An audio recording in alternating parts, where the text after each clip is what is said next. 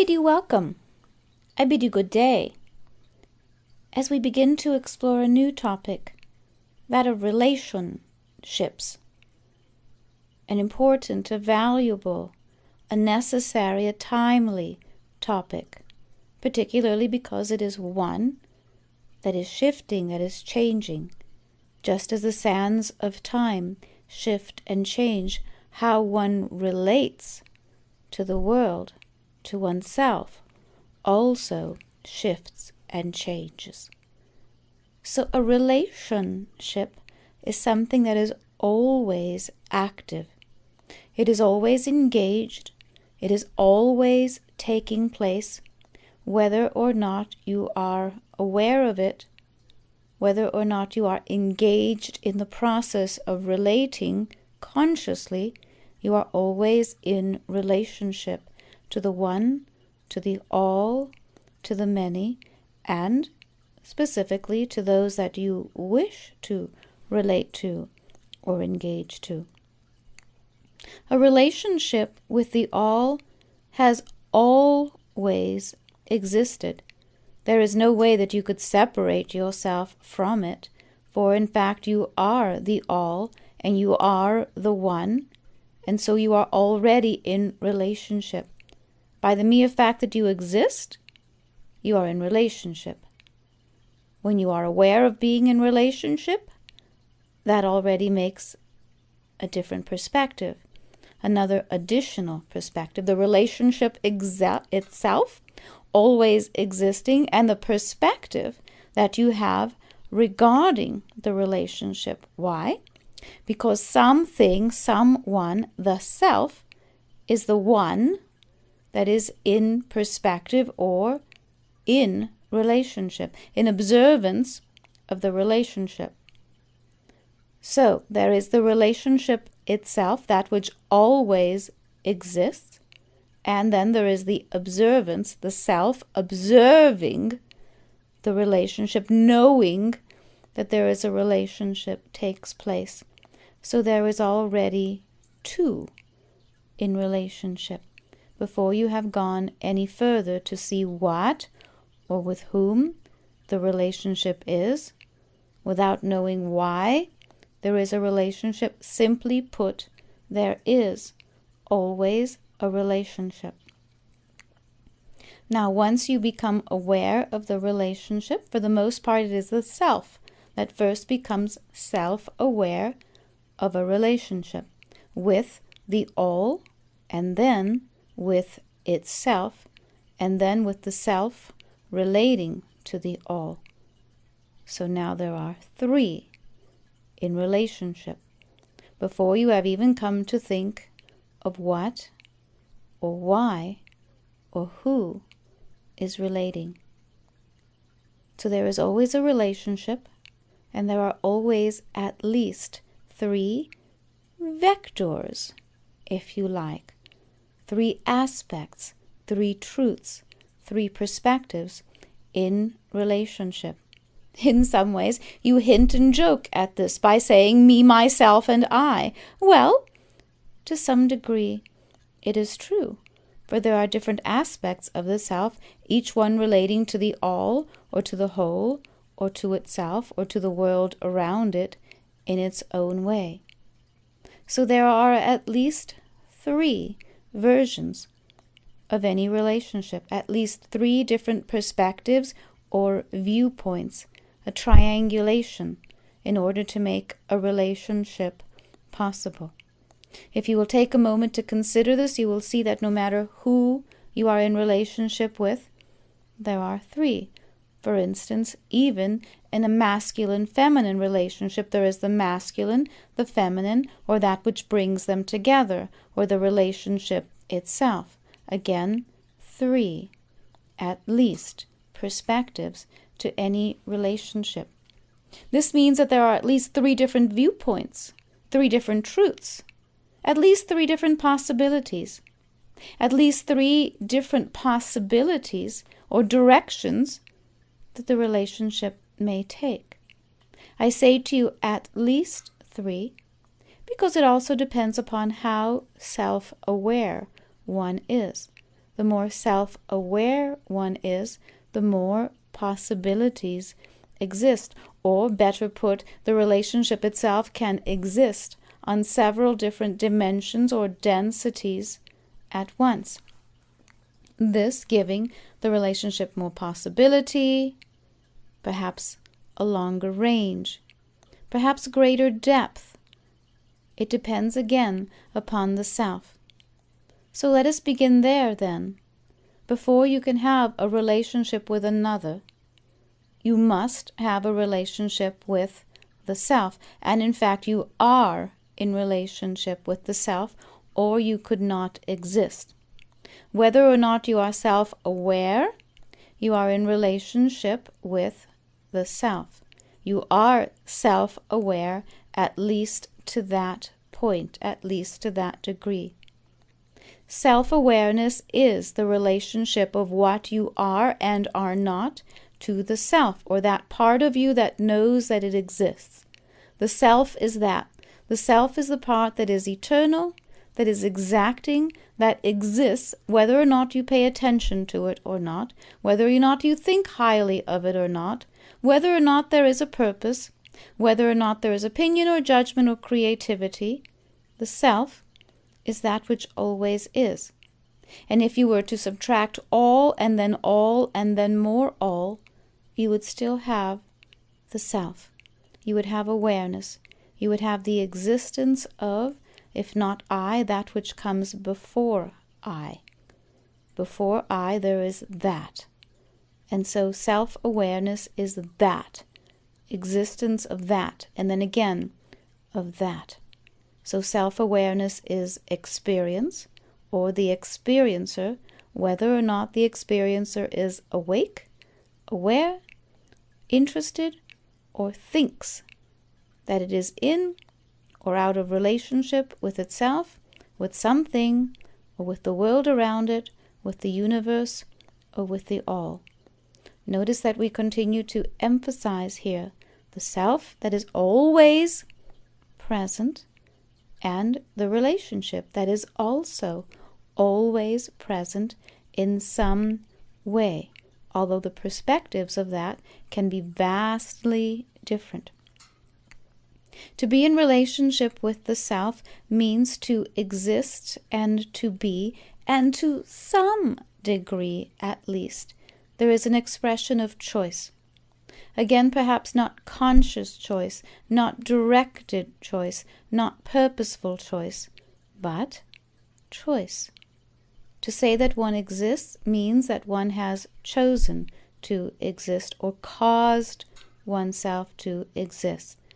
So the self is in relationship with cause or causation, or that which makes things as and what they are.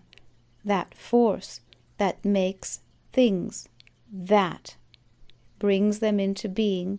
The self is in relationship with that.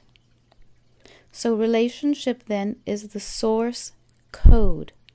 It is that which exists before and beyond all things.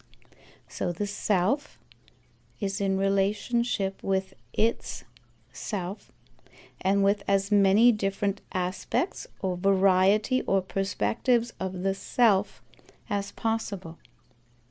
The self contains the personality and sometimes expresses itself as personality. That part of you that you call you, when you call yourself you, it is not the self for the most part that you are directing yourself to. It is the personality self. It is the part of you that looks in the mirror and says I, or I am, or I do, or I must go, I must do this or that. It is the personality that thinks of itself as I.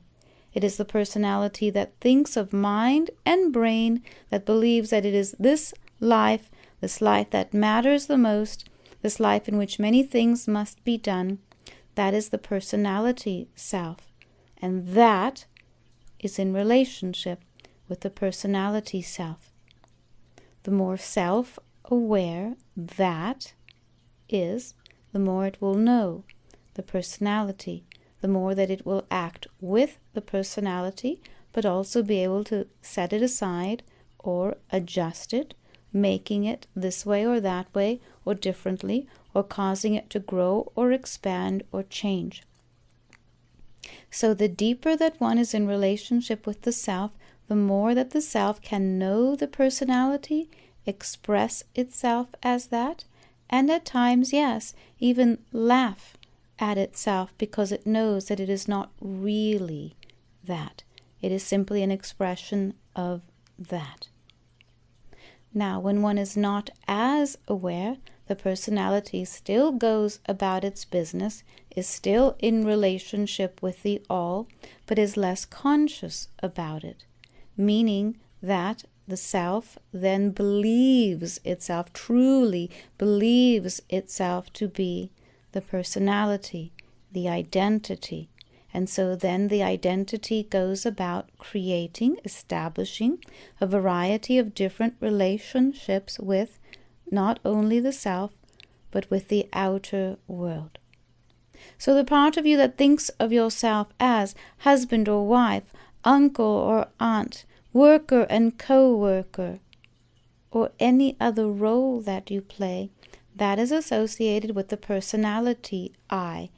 So all of these relationships that come by way of the roles that you play are associated with the personality or associated with this particular lifetime. The personality is associated with this lifetime, with the choices, with the necessities, with the consciousness and the development of that in this life. So a soul has an essence, which is not necessarily a personality. The personality is that part that is created by all that is essential or necessary or purposeful in this life. It is associated with the genetic structure, with the purpose, with the desires, with how one has bound oneself to the creative fibers and filaments of life. The personality then is in relationship with its teachers and students and friends and co-workers, and like that. Now the question, is the personality also then in relationship with the kingdoms of nature, for instance, or is that the self? Well, here the answer then is it depends upon the beingness, it depends upon that, and the relationship which that has with the personality and the self. It is likely that there is a relationship with both the kingdoms of nature and the elements, and a relationship with the personality, so both. It is important to note that the personality does not need to exist separately from the self, but for the most part it thinks that it does. Again, the personality is an aspect of the self. It dwells within the self. It could not be otherwise, but because the personality cannot see that dwelling, cannot always experience it, it thinks of itself as existing outside of that or beyond that, or it thinks of outer relationships. So the personality for the most part is more interested in developing relationships outside of these boundaries or outside of itself. Outer relationship, friends if you like, and those that it may wish to be mated with or paired with. The personality is very interested in the development of all of these relationships and of structure.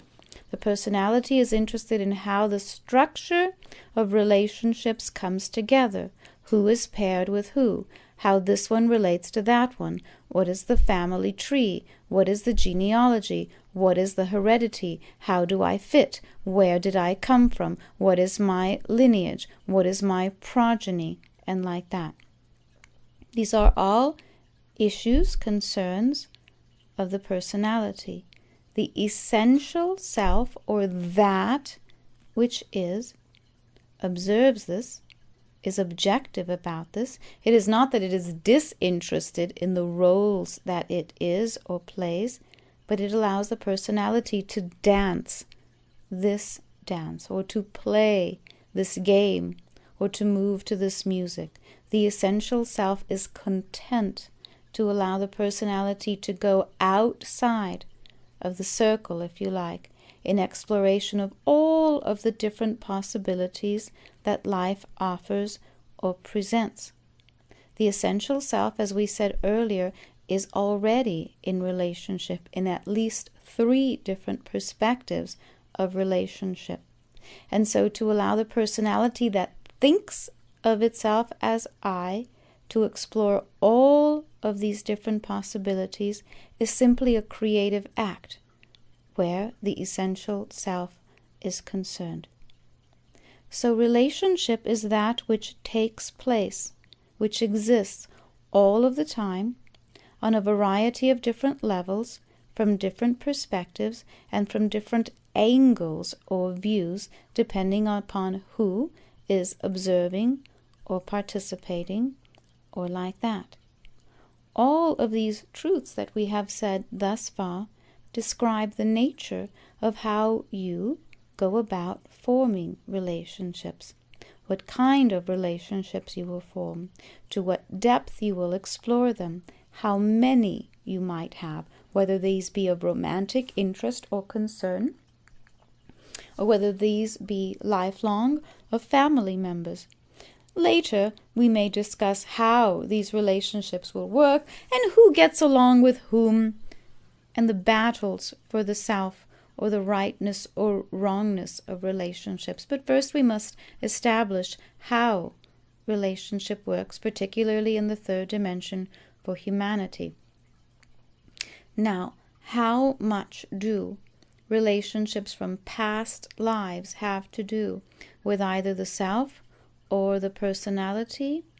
Well, to some degree, again, it depends upon the individual. It depends upon what was completed in past lives and what was not. What was simply an exploration and what is determined. The self is self-determining, meaning that the self will determine the nature of its experiences that it will draw to it. The self is rather magnetic, if you like, the soul both magnetic and electric, meaning that it will go out of its way to create stimulus for the self, and the self will then magnetically draw that stimulus into its sphere of influence, upon which it can both act and be acted upon. So in a life, in your life, you will have a variety of different relationships. Some of these will be self-aware or self-motivated, self-learning, to draw to yourself that which would bring high and great benefit.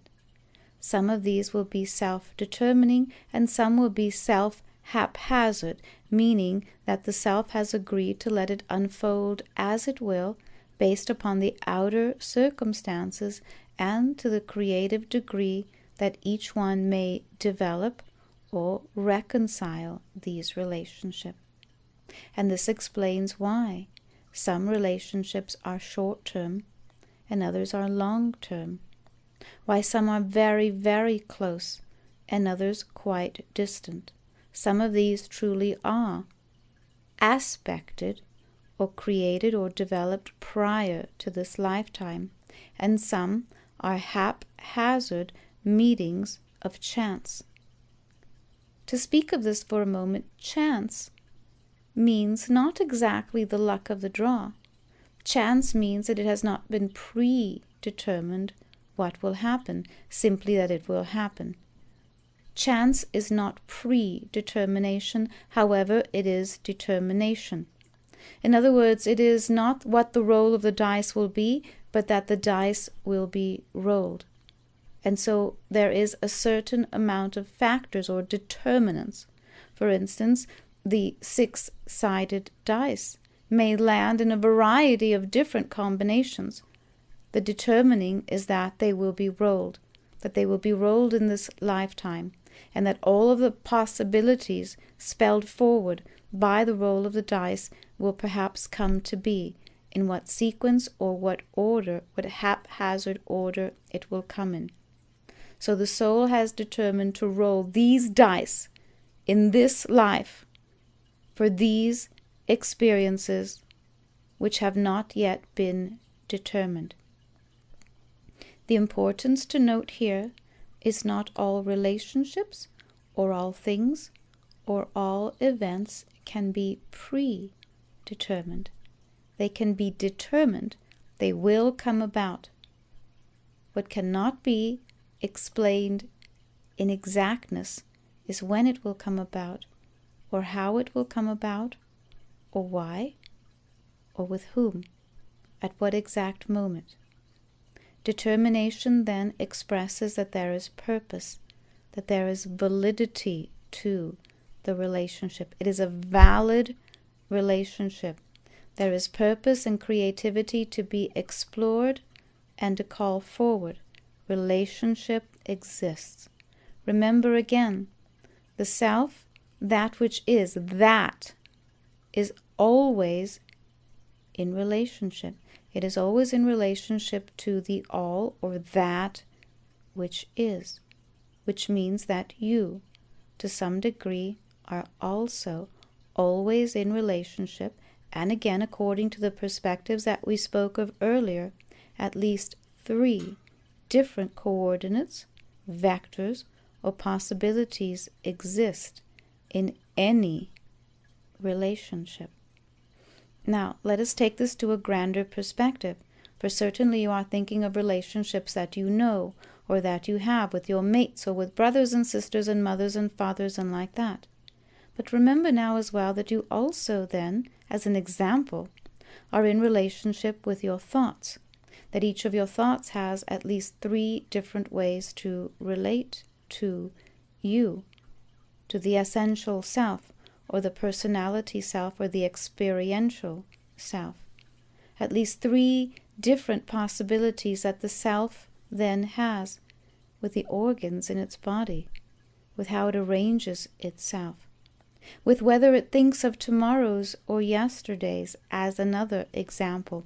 All of these are relationships. You are in relationship with your memories, for instance, and this allows 3 different ways at least to relate to your memories, to the reflexes of your body, to the belief systems you hold. You are also in relationship with your beliefs. That is why they can be adjusted or shifted or changed. The more conscious you are, meaning the most aware you are, the more vectors or the more possibilities exist, and also the more choices or the more determinants. The more determinants there are, the more choice you have. So it is not when you say, "Oh, but I had no choice in the matter." When you use this expression, "I have no choice in the matter," it means that not only do you feel powerless, it means that you are not aware or self-aware of what choices you did have. For instance, you are only aware that you would roll the dice, and that whatever the dice spelled out, that is what you would have as an experience. This is what you call having no choice in the matter. The dice are being rolled. Whatever the dice roll is what you must do or think or experience. The more self-aware that you are, the more choices there are that are self-determined. Does this mean that the dice will not be rolled? No. Does this mean that you must know what you will do or say or think or act when the dice are rolled? No. It does, however, mean that regardless of what the dice is rolled, you will have more choice in that matter, because you are already in relationship with that. You are already self-aware of that relationship as well as the others. You are aware of the perspectives. In some ways, it is a little like saying that no matter what happens, you will be able to respond or to deal with it, as you might say, because you are in relationship with your ability to deal with difficulties or circumstances or opportunities or challenges or relationships. You see, we explore this subject from a variety of different ways, and if you will read between the lines or listen between the words, you will note that regardless of what is the relationship or perhaps even the conflict within the relationship, you will know that the more aware that you are of yourself, of the essential self, you will have more choices regardless of what the relationship itself expresses to you, what aspect of you. You will have more choice in what you choose to believe or act or think or do or participate, because you will already be in a deeper, grander relationship with the self, a more aware relationship with the self. This begs to call forward then the expression, know thyself, know yourself. To know yourself means that you have a deeper understanding of the relationship and perhaps its meaning to the inner and to the outer worlds. As we propose this topic then, to understand a new view of relationships. So it is not simply the relationship that you are having with your spouse, or with the world, or with your employer, or with your job. Yes, you are in relationship in all of these, but you are in relationship first. You are in relationship first, and then you become self-aware that the personality associated with the role playing in this life is also having a relationship. So you are in relationship and then you are having a relationship. Both of these are true. You are always in relationship. You are having a relationship. You are in relationship in the inner planes, if you like. Your outer experience is having one or more or many relationships. You are in relationship with nature. You are in relationship with your breath, with your heartbeat. You are in relationship with your thoughts. You are in relationship with your sleep and with your dream state, whether or not all of you is aware of that or not. Some relationships are more intimate than others. Some are arranged or structured uniquely or differently, because some are structured by the self, some by the soul, and some by the personality. As you well know, the personality is known for having a firmer structure, or what can be called an agenda. So the personality arranges then its relationship according to its agenda, or how it believes things should be or go, or how it believes relationships should look, or how they should be experienced. And depending upon how strong or severe these ideas or thoughts or experiences are, that is to the degree that other outer relationships then can be experienced. To the degree that one is in relationship with the self, that will then bring a great many varieties to all relationships, or the ability to explore them, or express them, or reinvent them. A self that has a high degree of relationship with itself will have more positive experiences. Positive experiences are not the same as good experiences, not the same as a good time or a fun time. A positive experience is one in which the soul or the essence and the personality are so aligned as to draw to themselves something of benefit to each of these all at once. In other words, the essential self gains from the connection.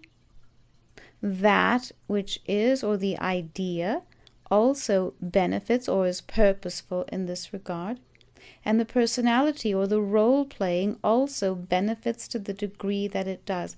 When all three of these are in alignment, when this trinity is in alignment, it is a positive relationship. When this is not the case, it is then an abstract relationship, not a negative relationship. It is not the same as simple on the spectrum of positive and negative. In this case, we use the scale as positive or even, if you like, or odd or abstract, perhaps then attuning this to the example that we have given of rolling the dice, landing on even or odd or a combination of the two, as it would be.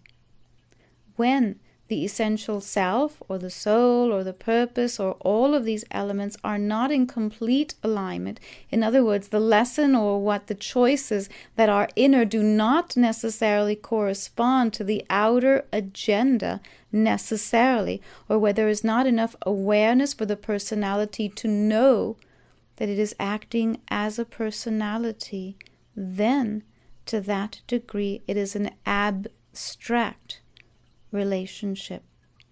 An abstract relationship then is one that serves the outer plane first, or the role playing or the personality first, in which case the soul or the less than active self-aware self observes and learns from the observing, but the part that is in command or takes charge is the personality. So the personality is more aligned with an agenda or abstract relationships, and the soul or the essential self is more aligned with inner or well-developed ideas, theories, if you like, relationships then, contentments, arrangements from other lifetimes, promises, vows, these more positively arranged long-term relationships. Again, more than likely the positive relationships, because they are soul-generated, are also of a longer term. For the soul sees no hurry in starting or ending a relationship, but the personality, with more of an agenda, well, it could be said to be in a little bit more of a hurry. So the personality sets about creating many different situations or abstractions. Perhaps these can also be called dramatic moments, dramas in your life. To the soul, they would be considered abstractions, you see? As these relationships come forward then, there is great learning, or a learning curve, if you like, by which the personality draws to itself at times many such situations. Perhaps you can think of a time in which you say, I did it again. I drew the very same thing to myself. Here is a pattern that I am attempting to overcome. Well, that is because the personality works in multiples in this way, and because the personality is not linearly aligned, because it is in fact third or three or odd dimensionally aligned, it will create often several abstractions in order to fill the gaps in what it does not know, what it has not learned, what it has not seen, experienced yet. And these abstractions, based upon the variety of roles that it plays, patterns that it engages in, or like that, then these can be seen as more important to the personality.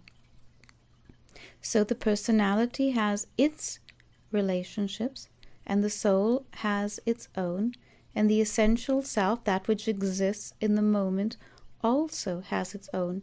Remember that we said that the more aware that one is, the more possibilities, the more choices, the more dimensional these experiences or relationships become.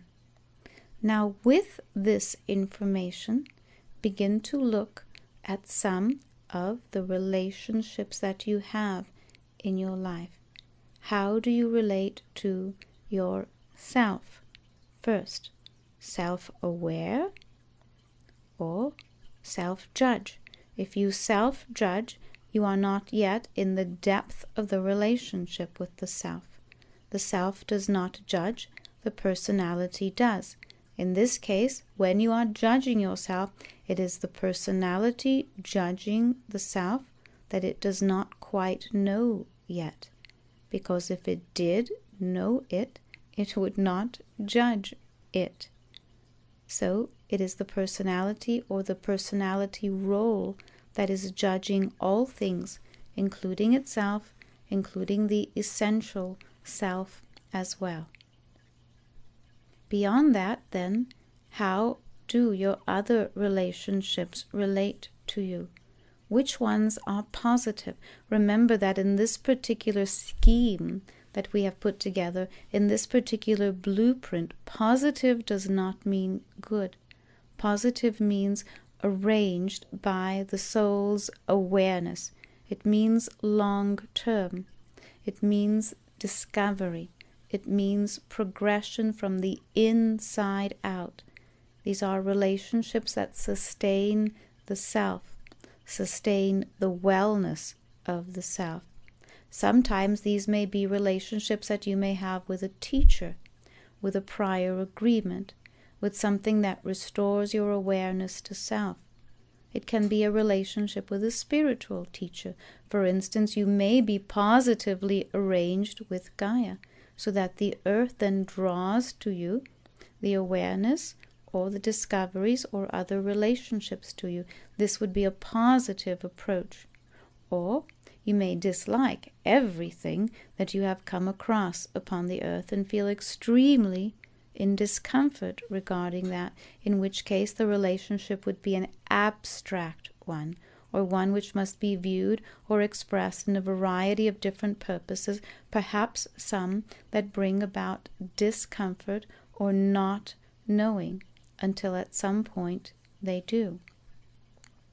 Now begin to look at the relationship that you may have with your family members. You will find more than likely that there is at least one, yes, you must perhaps acknowledge that there is one, whether it is near or distant, in which you are in positive relationship with that family member. Family member includes those of an extended family. A family member where the soul is concerned is one that is taken in, is one that is considered a consistent member of one's environment. Here we are not speaking necessarily of blood relative in terms of family. The soul has its own family. The soul's essence are those that it draws to it consistently or evenly. These are positive members aligned with the soul. Now, most family members, most true heredity, blood, DNA family members are abstractions. They are members then of the collective that role-playing has drawn to itself. Here you have those that by blood or by marriage have become family members. If there is a role associated with them, you can almost, not always, but almost guarantee that it is an abstraction. If you must say it is my this in-law, or my that cousin, or my this by relationship, or by marriage, or like that, these are roles, and so they are also abstractions. They are roles to the personality. Some of these may also be alignments of the soul, and so they would be positive abstractions. In this case, if you like, some positive or even, and some odd. A roll of the dice in which some things are known, but not others. The greatest growth of all comes from abstractions. Of course, these relationships are also those that are most intense, as you may know, because it is odd. You are at odds with these. You must confront these. You must view them from a different angle, one that is not perfect or balanced or equal. It is odd. It is juxtaposed. You must see the relationship as different, and you must see yourself within that relationship also, cast perhaps in an odd light or in its own shadow. Of course, abstractions then being more intense in how they are ordered or organized, bring about more or the most amount of growth. Growth comes to all. Growth comes to that which can be seen or not seen, to the outer self and to the inner self. The soul is always, always interested in its own growth, season by season, day by day, with or without measure. A tree, for instance, does not measure its own growth. It grows season by season. It grows beneath the ground in the unseen ways, in the roots. It grows in the branches, in how it spreads or finds light. And it grows in the leaves or the fruit or the flower that it bears, season by season. And so here you have a representation then of that which grows by inner and outer essence, by the role or the label or the name that it has been given, and also by the non-name or the non-essence that it is, or that which simply is. It is in relationship with all of this. In order to benefit the most in this particular discussion, in this topic, it would be important for you to make a mental or a written note of all of the relationships that you imagine that you have. You are in relationship with where you live. You are in relationship with your city. You are in relationship with your birth order. You are in relationship with those things that you give to your body or your body finds necessary. You are in relationship with your patterns of sleep or order, with your health, with your organs, with your past, your present, your future. There is a relationship to all of these. Sometimes these are worth studying, not always. They are always worth knowing about, knowing how they are arranged or how they are regarded. The benefit of this topic, the study of this topic, is truly to make your life a self-study in relationships. Of course, it has been said that relationships are your greatest teachers, and they are, because in fact they serve every possible being within you by exploring every possibility and every direction that they may take. Relationships, then, are those parts of you that touch others. You are in relationship with another if any part of your being, if any aspect, if any thought touches another being, you are in relationship with them in one and more ways, and likely at least 3, if not more.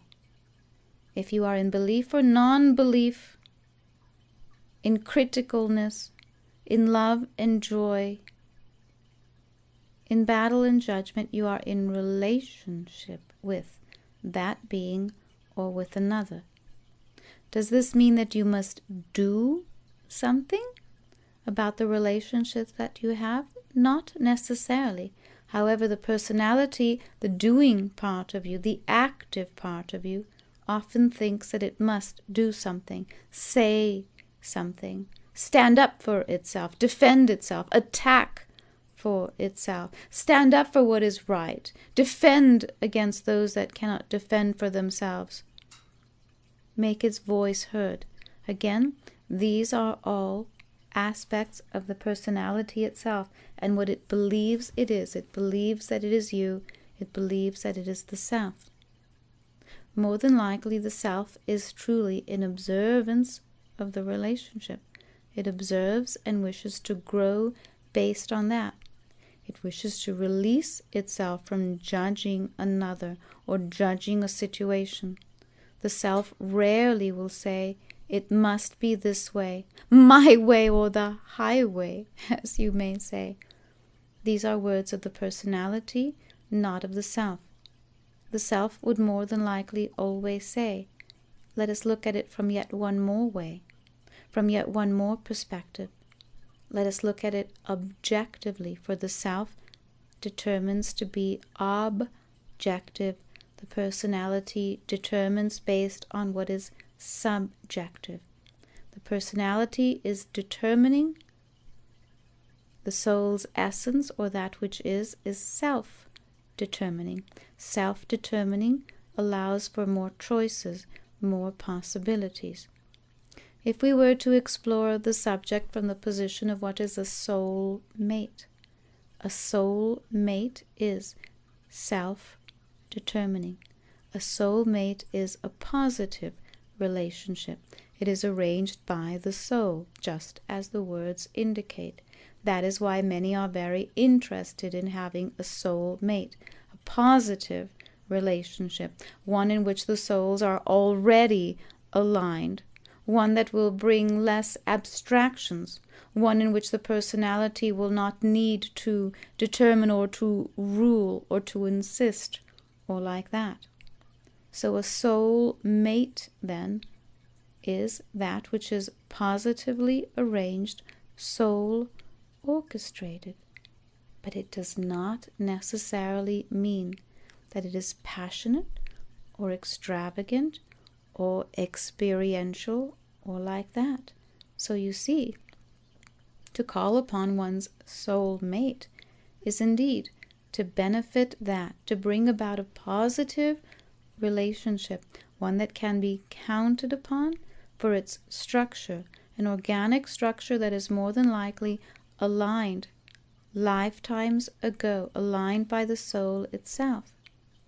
But a soul mate relationship is not necessarily one, then, that brings about the deepest or the greatest explorations, or the deepest exploration of love or passion or sexuality or experience, because these are abstractions of the heart. The heart knows abstractions. The heart follows its beat as it would follow a drum.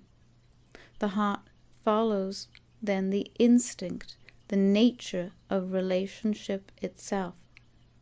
The heart follows one beat with another, one breath with another. The heart follows the soul and it follows the personality. It will follow them both. And it is not confused by the process. It is the personality later that is not certain who it is or what it wants, because of the abstractions that it has drawn to it, and because the soul is aligned, but the heart then can choose one way or the other. The heart is the roll of the dice. The heart is understanding all of the possibilities, or exploring them all, no matter what comes up or who comes up. So here comes then the variety or the creativity of life. Here come the variety of why there are many relationships in a life for many, not simply one. Why can't it just stay the way it is? I liked it the way it was. Well, some of that is those things that are determined or slow and steady, if you like, by the soul. But the heart and the personality at play in the third dimension. The third dimension is the playland of abstractions, which are not negative, which are not wrong. They are at play, at discovery, at greater intervals, at chance. The heart likes the game of chance. What will the dice roll? Because the heart knows that no matter what the dice roll, the experience will be worthwhile. For the heart, it is experience that it seeks, and all experiences in relationship are worthwhile. It is the process of discovery, of uncovering, bearing all, deep and true creativity, the exposing of the inner qualities, the most raw. This makes the heart content, and although it produces a certain amount of anxieties for the personality, like a moth to the flame, the personality will also say, I cannot resist. I could not resist you, it will say. How beautiful. For that is the way of relationships as well. For the personality is that which it cannot resist, that which it seeks, that which it wishes to know, to delve into, to become. Because for the personality to delve into all of these experiences, in essence, is to become the soul, or to imitate the soul. It allows the personality to temporarily embody the all, or if you like, to pretend that it is God, to pretend that it is all, to pretend that it is full and whole and complete. And that is why the personality seeks, as many say, its other half. What are you looking for, sweet one? I'm looking for my other half. It is looking for wholeness. It is looking to be or to pretend that it is the soul, just as a child will pretend to be a parent. It is pretending to be whole by seeking another half. And the personality learns then about wholeness through relationship. And so the earth, organized for the most part as abstractions of thought or of great risk and great possibilities, also affords the greatest rewards. And perhaps this is why you have heard it say that a soul will come to the earth again and again and again, not for long periods of time, but for short ones. A human life is very, very short. Because of how time is arranged, it will seem to you to be a lifetime and long, as you say.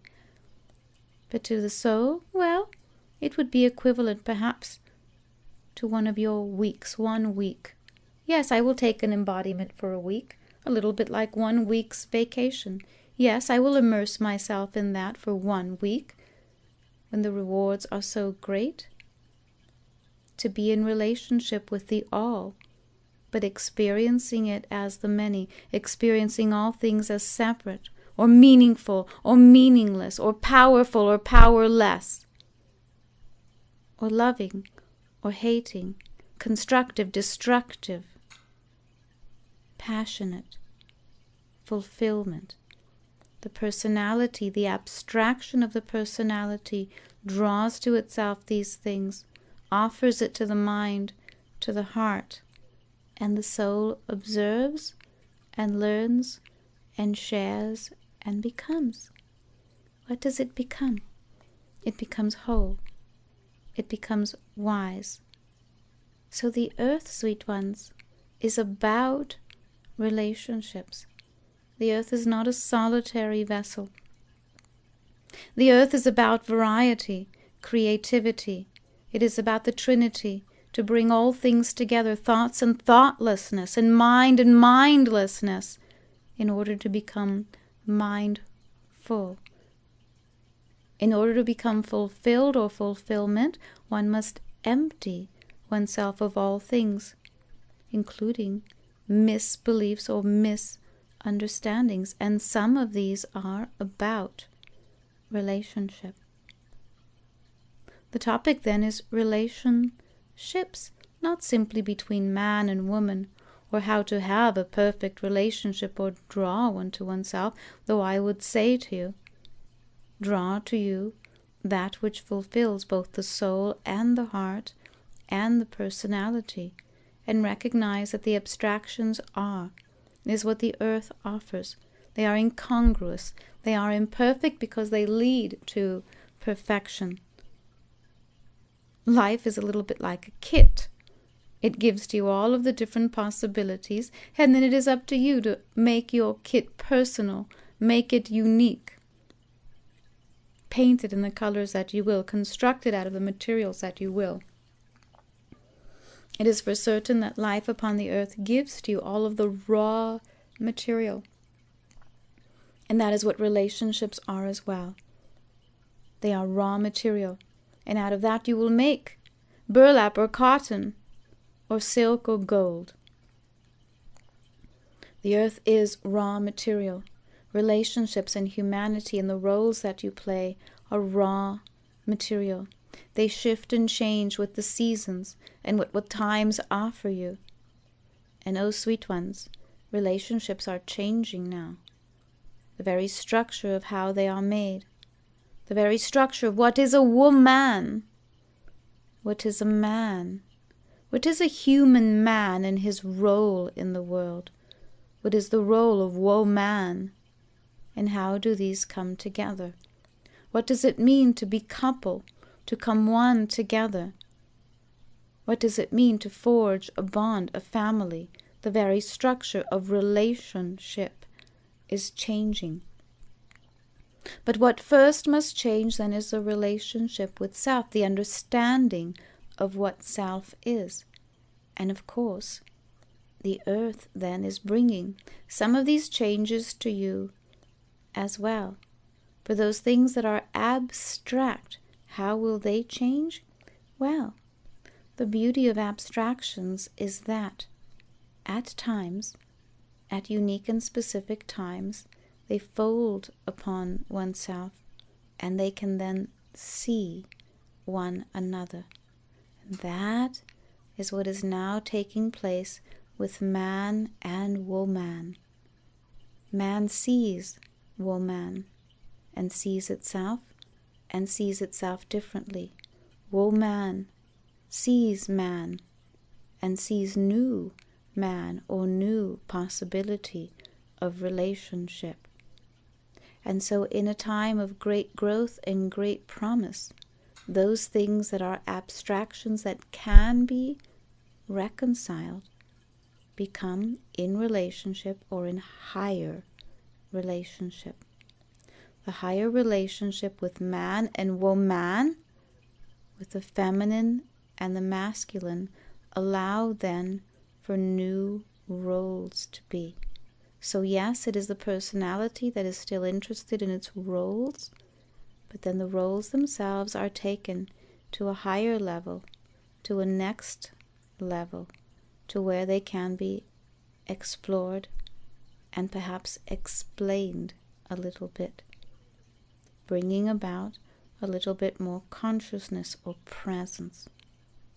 So a higher form of relationship is not only the role that it is, or the agenda, as we said earlier, not only the abstraction, but an abstraction well explored becomes a new experience, and a new experience becomes a new form of relationship. And that is what relationships are becoming now, some of them. We must take great care as we present the subject. Some of them, not all of them, some relationships are becoming experienced at a higher level or a different level, so that the soul can assimilate the abstraction into a positive experience. So relationship becomes then a reconciled relationship, becomes not only the abstraction that it became, but then it is understood, reconciled, taken to a higher level. It becomes an experience. And then the soul can take an experience and call it or receive it as a positive experience, so that something that was not a soulmate can perhaps become one.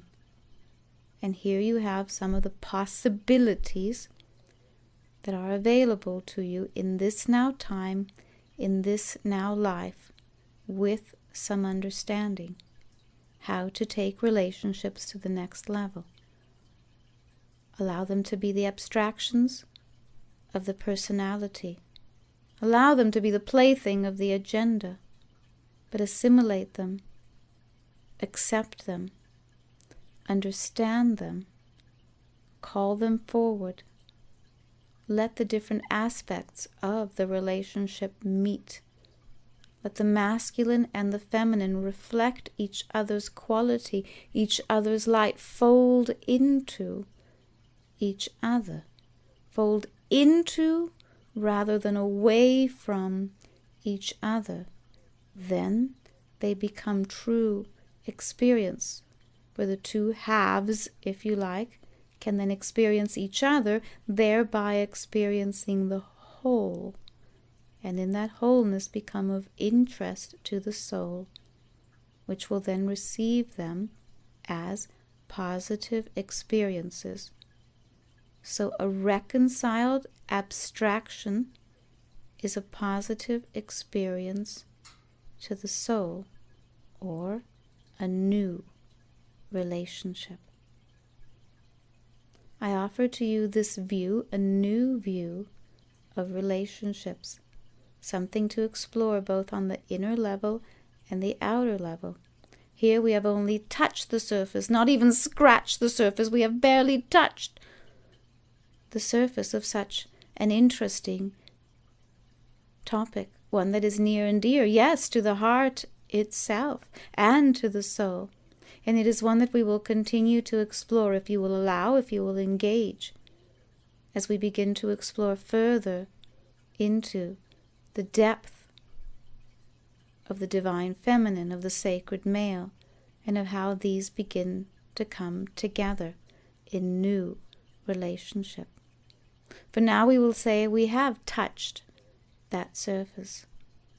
And I will encourage you to touch it further, to explore it, to delve into it, to look at all of your relationships if possible, objectively and subjectively. Not in terms of what has been given, oh, forgive this one and set that aside. Explore them, look at them, what is their meaning? How do they come into being? How do they relate to you? And yes, remember that earlier we said at some point you chose them, whether consciously or unconsciously, even by a roll of the dice, determined or undetermined or self-determined. Even the roll of dice is something under your command to some degree. So we part company for now, for I have planted the seed exactly where I have wanted to plant it, deeply within your heart. And you will not see relationships the same again, for you will explore them from the perspectives that I have offered. From this moment forward you will see them as perfections or alignments of the soul, or soul-mated relationships, or abstractions, or positive experiences aligned by the companionship of the soul's prior past life experiences. So be it. Let you take count and make account of these for now, and then we will come together in further exploration. And so be it, sweet ones. I both engage and disengage in the moment. I bid you good day.